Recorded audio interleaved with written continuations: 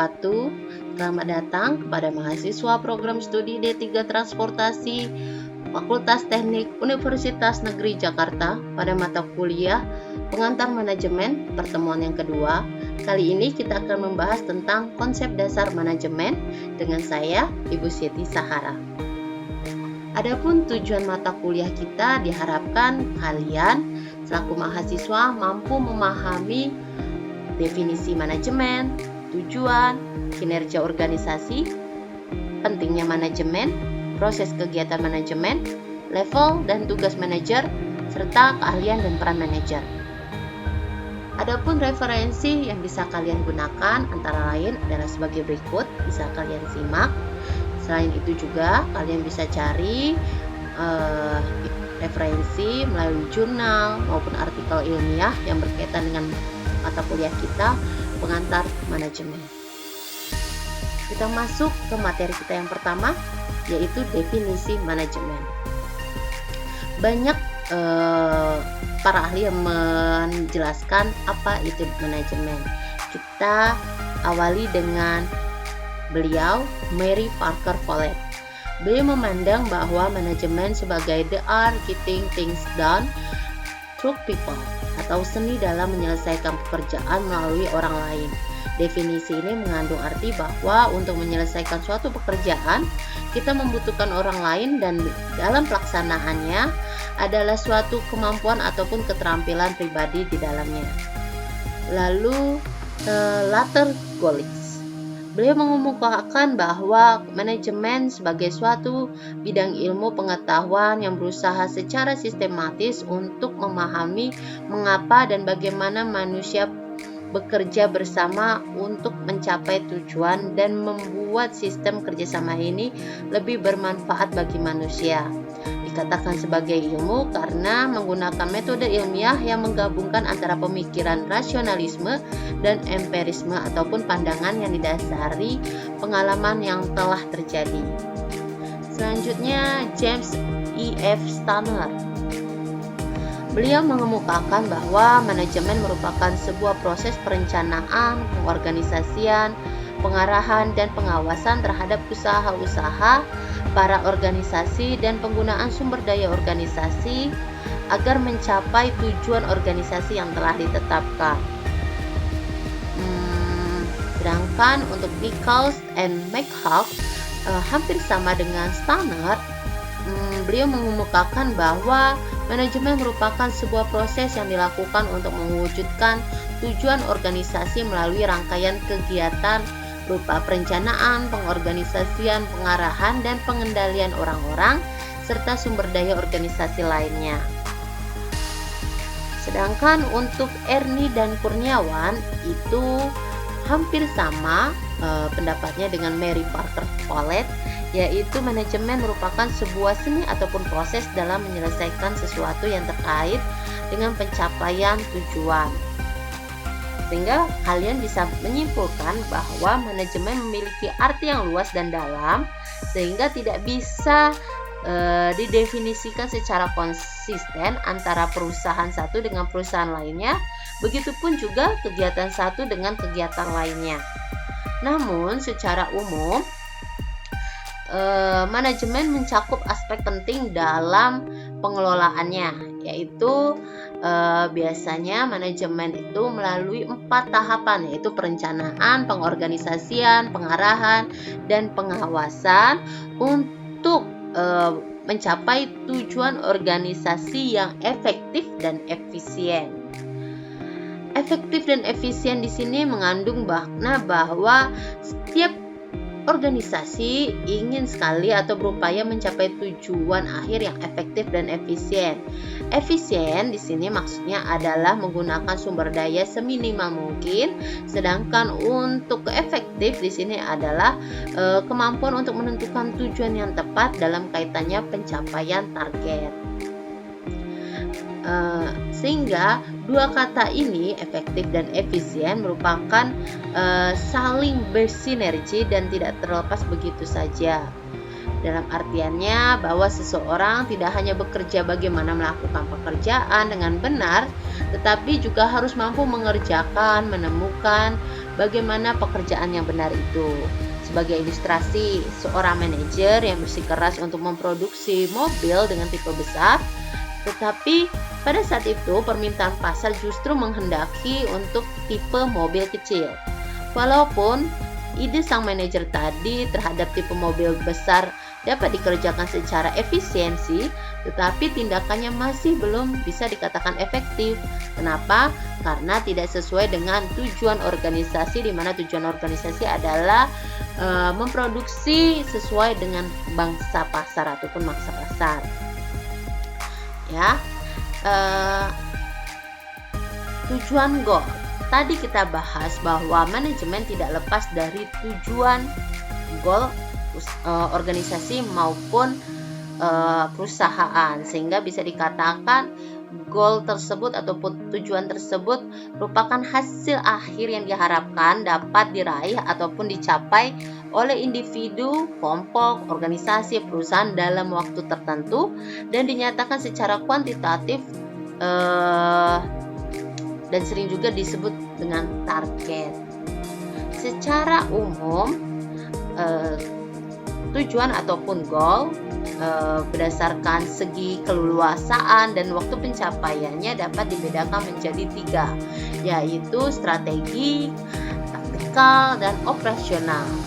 Strategic goal ataupun tujuan strategi di mana tujuan yang memiliki jangka waktu relatif lama, biasanya dalam kurun waktu 5-10 tahun. Contohnya saja pada universitas, kita misalnya dilihat dari visi misinya, yaitu menjadi universitas bereputasi di kawasan Asia. Nah, visi misi ini tidak bisa dicapai dalam waktu yang singkat, tetapi membutuhkan waktu yang lama. Lalu pada taktikal, biasanya tujuan bisa dicapai relatif lebih singkat dibandingkan strategi tadi. Sedangkan untuk operasional biasanya dapat dicapai dalam kurun waktu 1 tahun ataupun berdasarkan periode pada kegiatan perusahaan tersebut. Kinerja organisasi.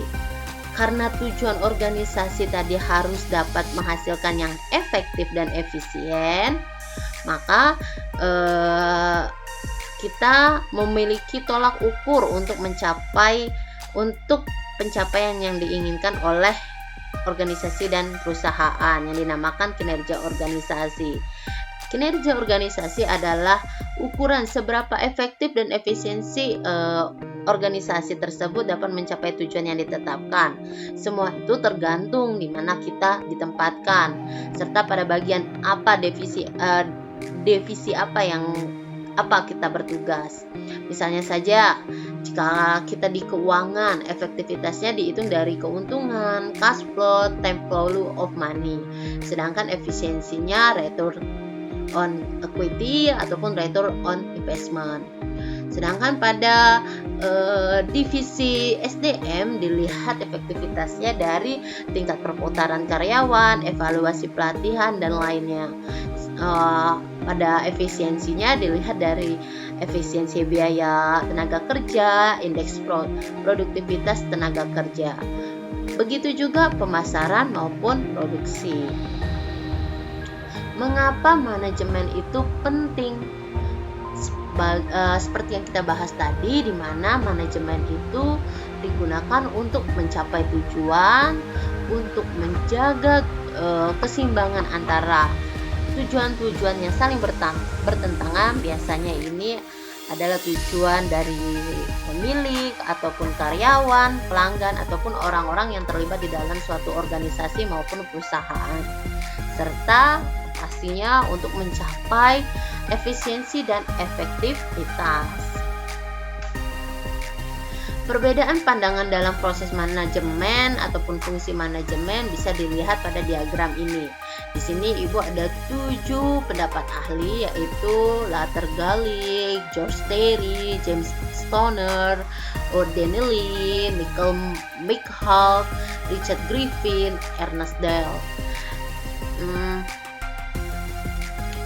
Perbedaannya biasanya terletak pada objek di mana tempat organisasi ataupun perusahaan yang mereka teliti.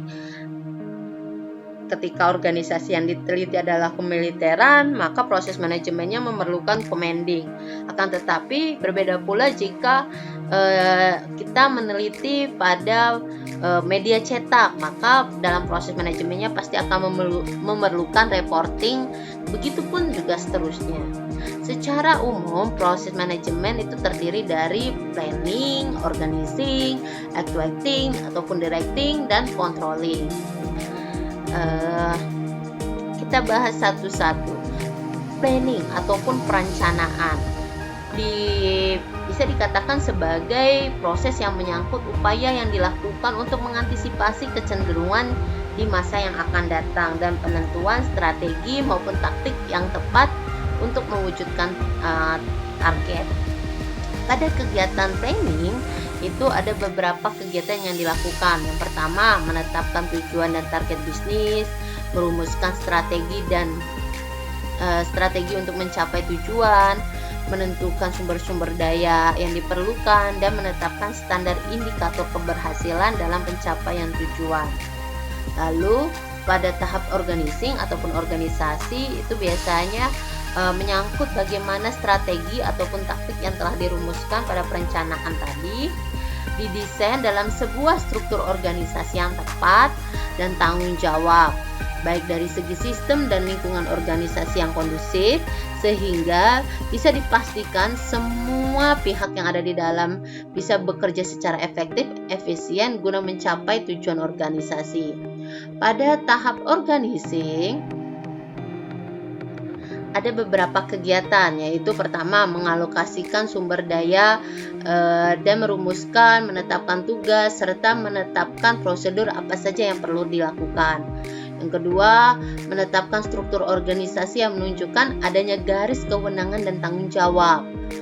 Yang ketiga, kegiatan perekrutan, penyeleksian, pelatihan ataupun pengembangan sumber daya manusia ataupun tenaga kerja. Yang keempat adalah kegiatan penempatan sumber daya manusia pada posisi yang tepat. Biasanya ini dilihat dari segi kompetensi yang dimiliki dari tenaga kerja tersebut. Lalu actuating dan directing atau pengimplementasian dan pengarahan. Pada proses pengimplementasian biasanya dijalankan pada seluruh pihak dalam organisasi serta adanya proses memotivasi agar semua pihak dapat menjalankan tugas dan tanggung jawabnya dengan penuh kesadaran dan produktivitas yang tinggi. Adapun kegiatan pada tahap ini adalah yang pertama, mengimplementasikan proses kepemimpinan, pembimbingan, dan pemberian motivasi kepada tenaga kerja. Yang kedua, memberikan tugas dan penjelasan rutin mengenai pekerjaannya, serta menjelaskan kebijakan apa saja yang telah ditetapkan. Dan yang terakhir adalah tahap controlling ataupun pengendalian ataupun pengawasan. Hal ini dilakukan untuk memastikan bahwa seluruh rangkaian kegiatan yang direncanakan, diorganisasikan, dan diimplementasikan tadi berjalan sesuai dengan target yang diharapkan. Pada tahapan ini biasanya dilaksanakan mengevaluasi keberhasilan, apakah sudah sesuai dengan indikator yang telah ditetapkan atau belum. Yang kedua, mengambil langkah klarifikasi dan koreksi atas penyimpangan yang mungkin saja terjadi. Dan yang ketiga, melakukan berbagai alternatif solusi atas berbagai masalah yang terkait dengan pencapaian tujuan organisasi. Level dan tugas manajer. Nah, yang pertama itu biasanya ya kalian tahu untuk manajemen pasti ada seorang manajer. Manajer bisa dikatakan sebagai seseorang yang bekerja melalui orang lain dalam upaya untuk merealisasikan tujuan organisasi melalui proses kegiatan manajemen. Secara umum, manajer bisa dikatakan sebagai pemimpin perusahaan yang berupaya dan bertanggung jawab membantu perusahaannya dalam mencapai tujuan yang telah ditetapkan. Nah, manajer dalam suatu perusahaan itu memiliki 3 tingkatan. Yang pertama tadi first line manager, lalu yang kedua middle manager, dan yang ketiga top manager. Pada first line manager biasanya bertanggung jawab pada kegiatan operasional karyawan. Adapun kegiatannya yang pertama adalah memimpin, mengawasi tenaga operasional, memastikan keputusan dan perencanaan yang dibuat, serta membuat keputusan jangka pendek. Lalu yang kedua adalah middle manager. Kalau first line tadi, first line manager biasanya contohnya saja pengawas lapangan, mandor, supervisor, dan lainnya. Sedangkan untuk middle manager, ini adalah manajer yang membawahi ataupun mengarahkan kegiatan para manajer-manajer first line manager tadi. Adapun tugasnya biasanya memahami tugas manajerial tertentu. Jika sebagai manajer pemasaran, maka ia harus memahami tugas pemasaran. Jika sebagai SDM, ia harus memahami tugas-tugas SDM dan seterusnya. Lalu bertanggung jawab melaksanakan tugas yang dibuat oleh top manager. Ya. Sedang pada top manager ini atau manajer puncak memiliki beberapa tugas, yaitu membuat keputusan jangka panjang, bertanggung jawab pada keputusan strategik, dan meninjau rencana dan memastikan sesuai keadaan apakah rencana tadi sesuai dengan perencanaan atau tidak. Nah, kalau top manager kalian pasti tahu ini biasanya direktur, presiden atau CEO. Ya, kalau middle manager itu kepala seksi, kepala bagian, asisten manager, dan sebagainya. Keahlian apa sih? Keahlian apa yang harus dimiliki oleh manajer ataupun peran yang harus dimiliki oleh manajer untuk mencapai sebuah tujuan organisasi ataupun perusahaan yang dipimpinnya? Di sini berdasarkan tadi level manager ada top manager, middle manager, lower level manager. Kita mulai dari top manager. Top manager itu harus memiliki 3 keahlian konseptual. Ada nanti satu. Ini kalau yang satunya itu adalah kemampuan komunikasi. Semua manajer harus memiliki itu. Jadi ini yang teknikalnya saja ya, atau konsepnya saja, yaitu konseptual, human skill, technical skill. Untuk top manager dia harus memiliki 3 skill, yaitu konseptual, human skill, dan technical skill. Kita bahas. Sedangkan middle manager itu memiliki 2, yaitu human skill dan technical skill. Lower level manager itu atau tadi first line manager ya, first line manager itu technical skill. Kita bahas dari technical skill dulu. Seorang manajer harus memiliki kemampuan di mana kemampuan untuk bersifat teknis atau spesialis, idealnya agar tidak mudah dibohongi oleh bawahan atau karyawan. Pada saat tertentu, ketika karyawan berhalangan hadir, sang manajer harus dapat mengaplikasikan kemampuan teknisnya, baik itu dari segi pengetahuan maupun pengalaman, kendati proporsinya tergantung pada level manajer itu sendiri. Lalu human skill.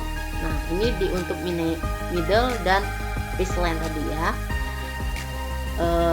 Dimana manajer ini memiliki kemampuan untuk bekerja sama, memahami dan memotivasi orang lain, baik itu secara individu maupun kelompok. Keahlian ini sejalan dengan peran manajer yang sebagai interpersonal role atau berperan antar pribadi. Dan yang terakhir untuk top manager ataupun atas manajer, yaitu conceptual skill, di mana manajer harus memiliki kemampuan secara konseptual agar mudah menganalisa, mendiagnosis permasalahan-permasalahan yang kompleks, meliputi mengidentifikasi masalah, mengembangkan alternatif solusi, mengevaluasi dan memilih solusi yang terbaik. Dan yang terakhir yang Ibu bilang tadi, yaitu kemampuan komunikasi, di mana semua manajer, baik itu top manager, middle manager maupun vice-line tadi, harus memiliki komunikasi yang baik dalam berbagai pertemuan ataupun memberikan perintah ataupun arahan kepada bawahan, serta memberikan informasi kepada masyarakat, konsumen, maupun berperan sebagai penghubung dan negosiator. Untuk pertemuan kali ini sekian. Kata-kata motivasinya adalah lakukan yang terbaik di semua kesempatan yang kamu miliki. Semangat terus belajarnya. Kita ketemu lagi di pertemuan selanjutnya. Sampai jumpa. Assalamualaikum warahmatullahi wabarakatuh.